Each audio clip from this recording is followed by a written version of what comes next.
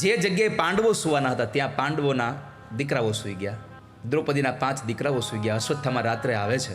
રાત્રે આવી અને પાંડવો સૂતા છે એમ સમજી લઈને પાંચેયના મસ્તક વાઢી નાખ્યા. પણ જ્યારે ખોપડીઓ લઈને દુર્યોધન પાસે ગયો ત્યારે અંજવાળામાં જોયું ત્યારે ખબર પડી કે પાંડવોના બદલે દીકરાઓ મરી ગયા છે. અશ્વત્થામાને પછતાવાનો પાર ન રહ્યો. અને આ સંસારમાં તમે તમારા હાથેથી કરેલું ખોટું કામ દુનિયા કદાચ તમારી વાતને સાચી માની લેશે, પણ તમને ખબર છે કે મેં ખોટું કર્યું છે.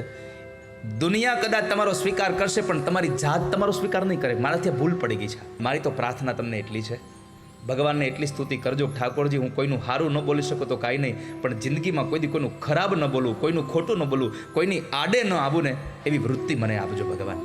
હું ક્યારેય કોઈનું ખરાબ ન કરું. અશ્વત્થામાને પછતાવાનો પાર ન રહ્યો.